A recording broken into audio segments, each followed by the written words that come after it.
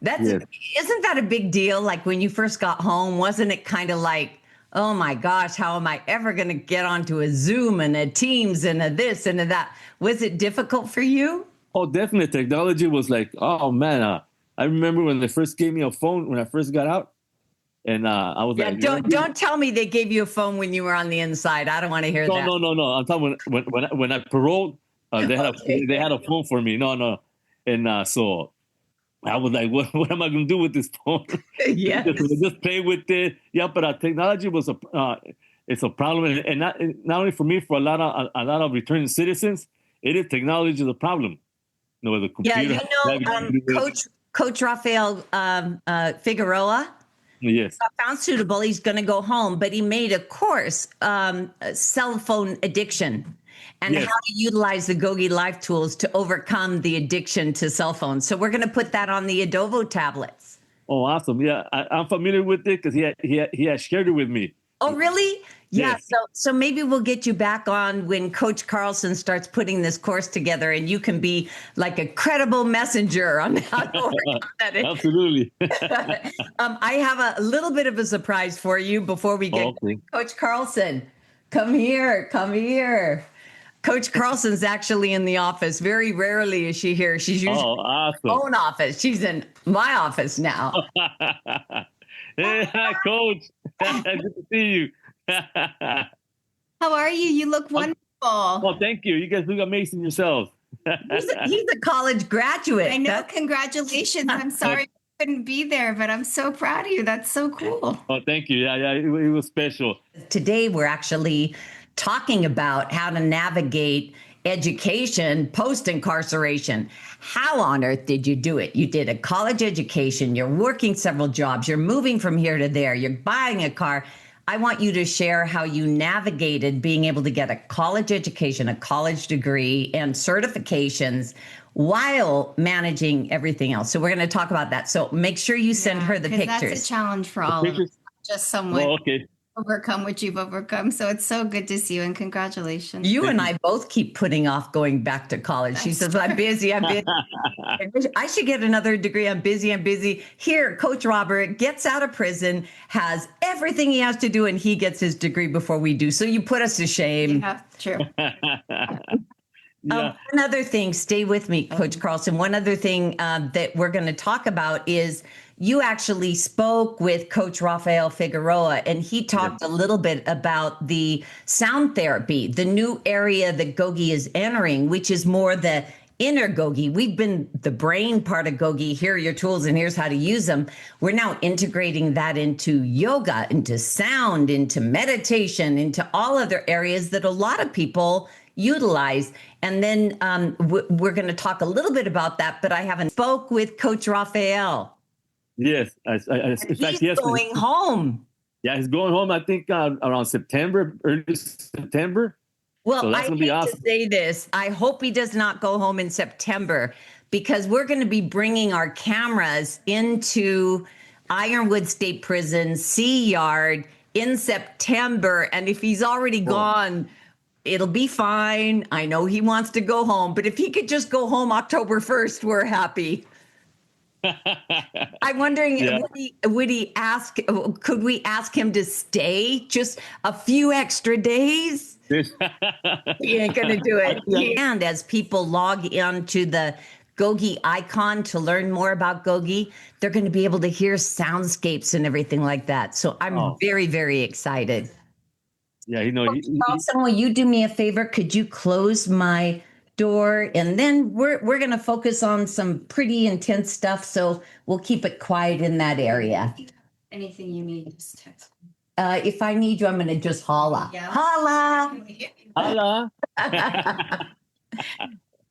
Okay, so you finished one of our courses. This was domestic violence. Yes, I did domestic violence. Then, you did a lot of them. You did this is your community coach certificate. Oh, is that mine right there? Yeah, this is yours. Oh, okay. Awesome.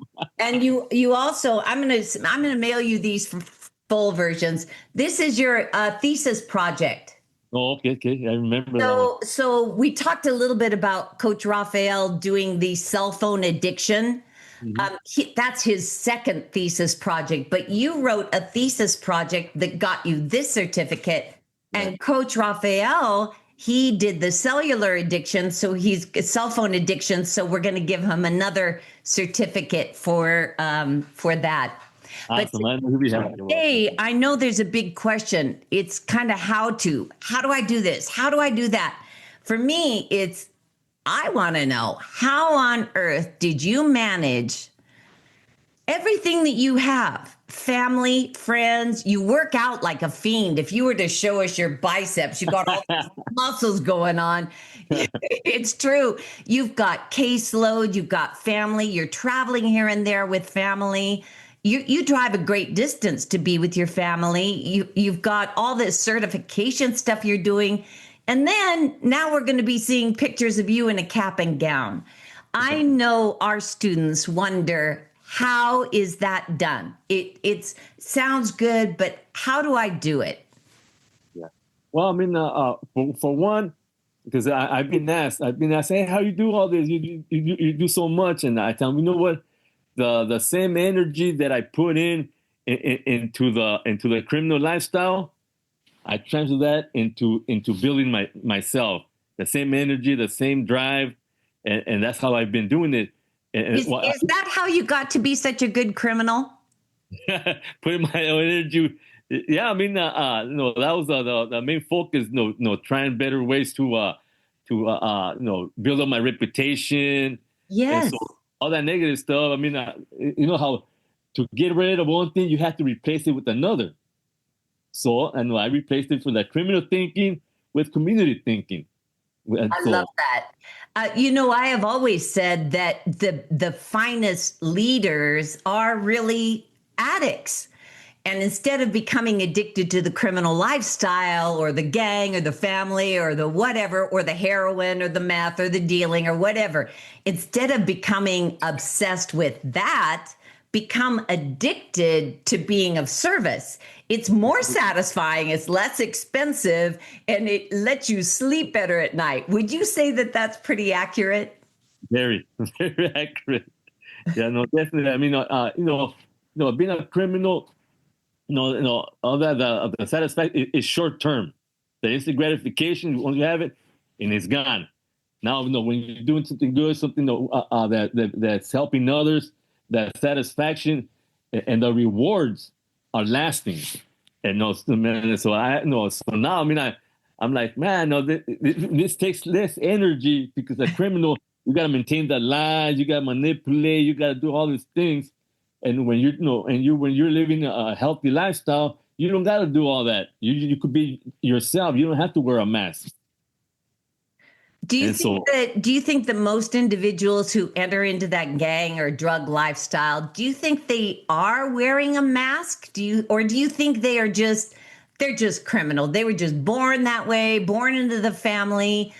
There are some individuals who really don't know people who aren't involved in that stuff. Their entire neighborhood, their entire community, their entire family. Could it be that they're just born to live that way? Or do they have to put a mask on to be that criminal or be? What are your thoughts on that? Are some people just born that way and there's no hope? Or what are your thoughts? My thoughts on that, I know nobody's born a criminal or with that criminal mindset or grows up saying, I want to be a criminal, I want to be a murderer. I mean, it's something that you develop through trauma, bullying. You build up those insecurity, and so I think every criminal wears a mask because there's some kind of insecurity within themselves. Yeah, but they're hiding something. They're not happy with who they are as a person, so they have to portray somebody else. So for years, I was my moniker. I mean, Robert was nobody. He was a little weak. In my perception, he was just a little weakling. But the moniker, he was somebody else. He was somebody that was respected. he mattered. I mean, and people looked up to him. So, but now all this, I mean, for example, every time I wore different masks. When I went to, like, when I used to go to a committee, I wore a mask. I tried manipulate the staff there, and I wore but in on the yard I wore a different mask. The tough guy. When I went to visit, my parents came. I wore a different mask. I was loving and caring with my parents. That was somebody else. But once I went back to the yard, it went back to being my moniker. So yeah, I mean, criminals wear a variety of masks for different reasons. What's it like to not have that mask? Like for me, I think it would be safe. It's safe. It allows me to be something and, do other things. What was it like for you to set aside that mask and say, no, I am Robert. I am worthy. I am capable. I am a good man. How hard was it to go from Robert the moniker to Robert the man that we're talking to today? Yeah, it was difficult because for years I just responded or answered to a moniker. Because I remember one time I was walking. I find I was released from the SHU to the general population, and I remember I was walking the yard with another guy, and then he tells me, "Hey, somebody's calling you." So I turn around, and it tells me, "Hey, man, I've been calling you and stuff." I go, and he was calling me Robert, and that's when I first started going by Robert. So I didn't even recognize my own name. Wow, seriously? So Yeah. unless they were calling you by your moniker, it didn't even register to you that my name is Robert? Yeah, exactly. And then go out, and that's when it dawned. I go, man, it was like mind blowing. I go, man, this guy, I don't even recognize myself. But it was a process. But I know just now Robert. I mean, I do like Robert. I do like myself. I do like the person that I am today. You know what I mean? So there's no shame in being Robert. I'm proud of who I am. Wherever I go is the same person that you see. I don't change up. I mean, and I love it. It's very gratifying. People know me. Robert has a good reputation. I mean, so I'm likable. I mean, so no, I'm no, I'm man. I'm proud of who I am. So you got a degree. What was your degree in? My degree was it's for the drug addiction counseling. So you are now, is it a license or a certification or a degree? What, in addition to Coach Robert, who are you? You're what? I'm a drug counselor. Yes, yes.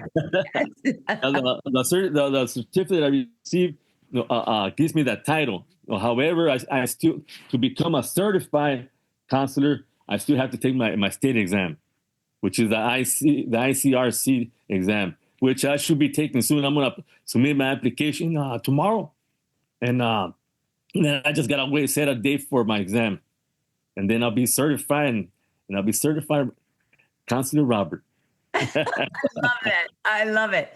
So let's say I'm sitting on a 2-inch mattress in an 8-foot cell, and I'm only known as my moniker, or I'm only known as the meth addict, or I'm only known as the person that can't kick heroin, or I'm only known as that impulsive person whose fist gets raised every time somebody, let's say I define myself a certain way, and I hate it. I don't like it.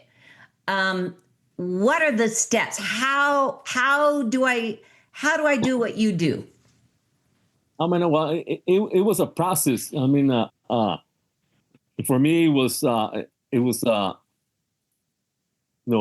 didn't really like what was going on. I know I wanted to make changes in my life, but what held me back was that I was afraid of what others would think about me.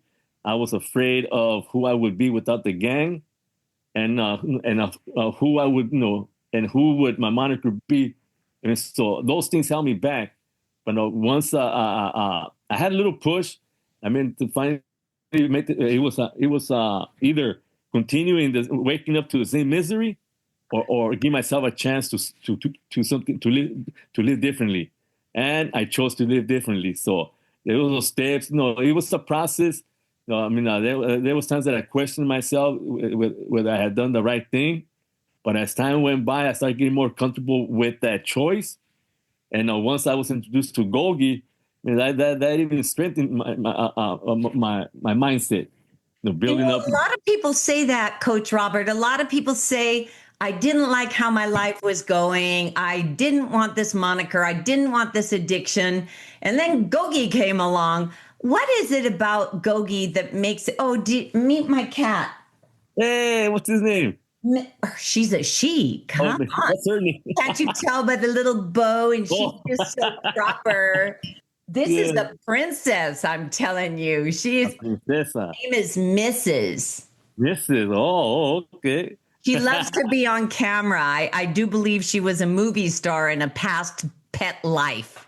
She was probably Lassie on the TV show. Oh, yeah, there you go. Yeah, she always likes to grab attention. So we're just going to let her photobomb in the back. So tell me, what is it about GOGI that actually gives people the incentive or the courage to move beyond the moniker? They move beyond the moniker with GOGI, and then they start taking classes and this and that. What is that? Because we're finding it across the nation is people are saying, I wanted to change. And then I found GOGI, and then change was easy. And now I'm doing this and this and this and this and this. What is it about the GOGI Life Tools and about GOGI that made it easier for you? I think the two, well, at least they're very helpful in reconstructing your mindset little by little. I mean, from because like positive steps. It's like positive. I mean, not positive. I was thinking about my job. Positive thinking. I mean, it's like when you question yourself: Is this thought conducive to what I want to do? Is this thought positive? So, and when you start questioning these things, like, well, you know what? That thought right there was in something that I would be proud of manifesting. So no, you know what? It's not well. So just stopping for a moment and questioning myself. One tends to question this. Okay, well, this wasn't a positive, so let's change it up. So that's what helped me, make the process a little easier. So would you say like the tools of choice, positive thoughts, positive words, positive actions was the first set of tools that you learned, or how did that go about? Well, I mean, the first tools, it was the mindset, the positive. What's it? Just the belly breathing, pretty much just learning. I'm boss of my brain. I got belly breathing. I got my 5-second light switch. Yeah, those were questions because I mean, even though I mean, I'm saying these tools are, I mean, they're not things that they're made up. They're. I mean, it has to do with the brain, with boss of my brain. With which is the front of the brain, and then the emotional part that was the way you question your emotions and the old part. So when I learned those things, I started like, oh, okay. So I learned to pause when I was getting angry, and that I'm okay. I took a break, I did some belly breathing, and I go, okay, what's going on? What part of my brain am I using? Okay, I'm using the emotional part. Okay, so that pause gave me the time to use the boss of my brain, that part. So would you say that moving beyond the moniker was impossible, difficult? Anybody can do it. What would you say if I'd been known as Little Coach T all my life, and in my neighborhood, I'm Little Coach T, and I want to move beyond that to something else? Is it impossible? Is it can you move beyond the moniker, and what does it take? Yeah, you definitely can move beyond your moniker, and it just takes the effort, the wanting to change. Because if you don't have no desire to change, you're gonna see these twos like, oh man, and this yeah. Because I've heard other people say, man, they suck because no, in their heart they don't want to change. So, but once you're open to change, these tools are key, are very powerful. Do you think truly they don't want to change, or are they afraid? Yeah, I mean, I could say, you know what, I would say that from my experience, they're afraid, because I know I've spoken to other individuals when I was on the inside, and privately they would share with me, you know, I want to make changes, but I don't know, I don't know how the other guys are going to think about me. They had that fear of who they would be without their friends, or they still care too much what others thought. So they were in their heart, they want to make those changes, but because they were afraid, they wouldn't take that step. And so when they were around their friends, they would act all macho, that who suck. But I noticed that a lot of guys will say those things, but in their heart, they did want to make changes, because later on, I spoke to one of well, now he changed his life. I mean, he's making better choices. He's facilitating, but in the beginning, he was one of those guys in class being disruptive, and later on, when we had a talk, he goes, "Man, I do want to make change, but I mean, I did want to make change in my life, but at the time, I just I was afraid, and so that's why I acted like that. But he even thanked me, thank you for at least planting the seed in my head, and so I mean, I go, okay, but but that's part. I mean, there's a lot of fear that people don't want to take those steps. Yeah, here's what I think. To have a culture that hurts people, that hurts your parents, hurts your family, hurts it just hurts. It causes pain across the board. And to have a moniker that really endorses that you have to be brave to actually be so entrenched in that.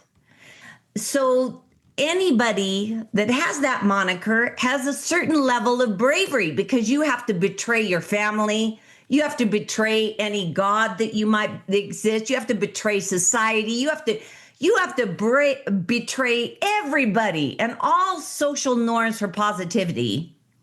Couldn't they take that bravery and overcome the fear of change and become brave about being the solution? Couldn't they use that same, like you said, level of commitment that they enter that world with, not caring who they hurt? Can't they move into being a solution in community, not caring what they're leaving behind? Couldn't they use that same determination?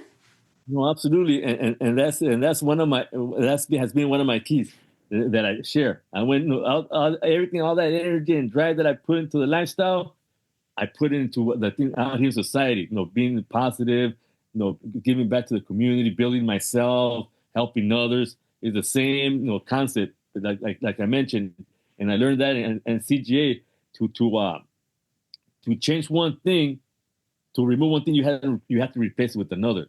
Yes. So, yeah. So I replace that negativity to the positivity.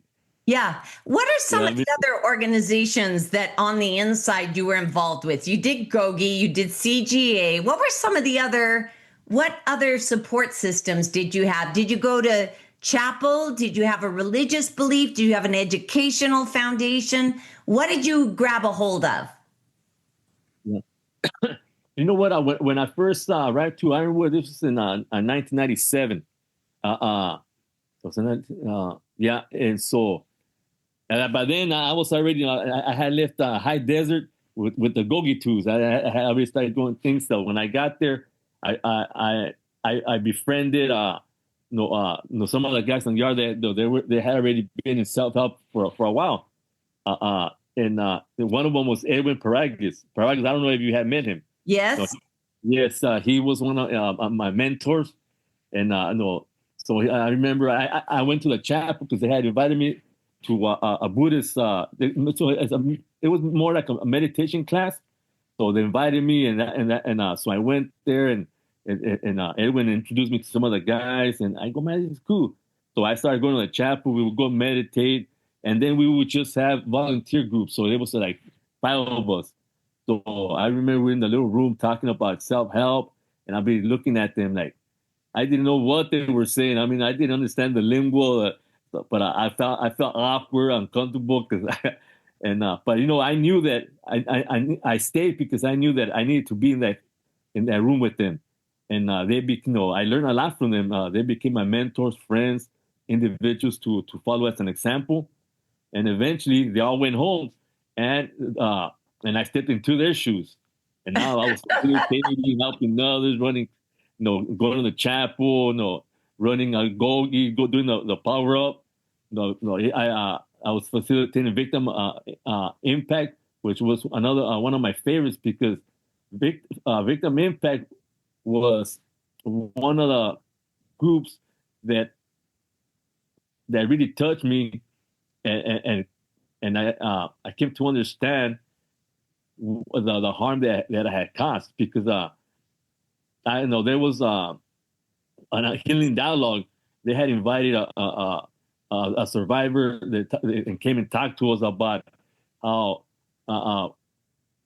somebody had killed her sister, and she shared her story of what she went through and the hate that she had. Eventually, she forgave, and that was just a powerful, and that had got me to thinking, man, this is what I put to a family through, and that really hit me. And from there, I mean, it was hard. It was hard to face, to actually, because for a long time I was in denial, and I didn't think about my victim. I didn't think about his family, and finally, when it was time to actually face, what I have done, I mean, it was hard. It was hard, and that's something that never leaves you. I still struggle with it because there's times that I feel guilty because I'm out here living life, got a second chance. God's been good to me. But however, I think about Ramon and I think about, his family, they don't know. I have all this, but they don't have their love in their lives. So I feel guilty. And, but no, I learned, I have my tools, so I'm able to move forward. I don't let that guilt or that shame that comes the surface at times, put me down. I move forward because the way I live my life, I'm honoring Ramon. I am so happy to hear you say that. So by living your life of integrity, being a solution, you are actually honoring your victims. Yes. I love that because I know for a lot of people, it's very difficult to move beyond their choices and their actions. So I'm happy to hear that. I do want to, we are almost out of time, but I do want to hear what Coach Raphael said about the recent GOGI workshop. Tell me, he called you because that was an allowed phone call. He didn't have a cell phone. No. Right. Of course not. He's on his way home. He's not going to do anything to jeopardize that. What did he say about our visit and what were some of his thoughts? Well, I mean, he was excited. He goes, hey, guess what? He goes, hey, yeah. I go, what happened? He goes, oh, Coach Taylor was over here. I go, Coach Taylor. I go, oh, all right. What's going on? I go, we had a class, and I mentioned he mentioned Caroline, and he goes, that right? I thought he was talking about GOGI Mom. And he goes, no. Oh, yeah. And I go, oh, okay. So what's going on? I go, yeah, well, it was good. Coach Taylor talked about this new thing that's going on, and she invited me to once I get out to maybe come back to Ironwood and do that. I think the Zoom meetings. Yes. One thing that we are doing is when an institution makes it available and when we have volunteers to do it, we can connect to an institution and offer a GOGI meeting. So Coach Raphael knows that prison very, very well. And I'd like to have him help coordinate these Teams meetings. The first one we're going to have has 50 participants signed up. So it's going to be me and 50 participants at Ironwood. And then later that day, another 50. So 100 guys on that yard are going to connect via Teams. And then when Raphael is out, because it's Teams, it doesn't require a lot of clearance. He's going to be able to run those GOGI meetings on Teams. Yeah, he was telling about that, and I go, he was excited. Man, I go, well, that's good. I mean, he explained the whole process to me. I go, oh, okay. Because at first I had told him, you know what, because one of the things one of my mistakes was coming out here and seeing some of my friends that came home before me or a little bit after me, and they already had things going on, a car, they had all this, and I was like, man, I'm falling behind. So I started putting a lot of pressure on me. Yeah. But eventually, I mean, I had a good friends. I got a therapist, and I shared my thoughts on that. And so they made me see that, hey, no, each person, has their own, the way they do things. Maybe they have more help, more resources available. They help them, but everybody has their time and place. So, and they help me see, look, well, they put me, well, what have you accomplished? So I started looking back, and I go, wow, I've done quite a bit. So yeah, I mean, just continue. And so at the end, I was able to refocus. I mean, I removed some of the stuff that I didn't need to be doing, and I just focused on the things that were going to take me to where I wanted to be at, to education. And so I am so proud of you. And when we get increasing number of letters from all across the United States, they're saying, how do I become a face of GOGI? I want to be a face of GOGI. Would you say that you are a face of GOGI? Yeah, I would say yes, 100%. I want you to send to Coach Carlson the picture of you and I at Starbucks. Remember when we met at Starbucks? Yeah. Do you have I don't think I have coach's. I don't think I have her phone number. Okay, send it to my email. Send it to my email, and I'll forward, and all your graduation pictures, because I want to make sure that this video we get to show some pictures, including the picture of you and I at Starbucks. Oh, awesome! I will send them. And be prepared for fan mail, because that's going to come at you, Coach Robert. I look forward to it. I appreciate you taking the time to meet with me today. I really, really appreciate it. Of course. I'm proud of you, and I'll see you at Starbucks soon. That's right. All right, dear. Thank you very much. GOGI for life.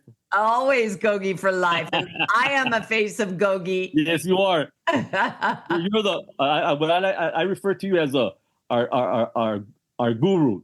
I'm the guru. If you only knew how much I don't know. I'm like GOGI for life. I'm an LWAP. I can't move beyond the tools because I need them so badly. I keep going to parole board, and they keep saying, nope, keep doing it, keep doing it. I get my denials all the time. All righty, dear. I appreciate you. Of course. Thank you. Bye. GOGI told me this, I got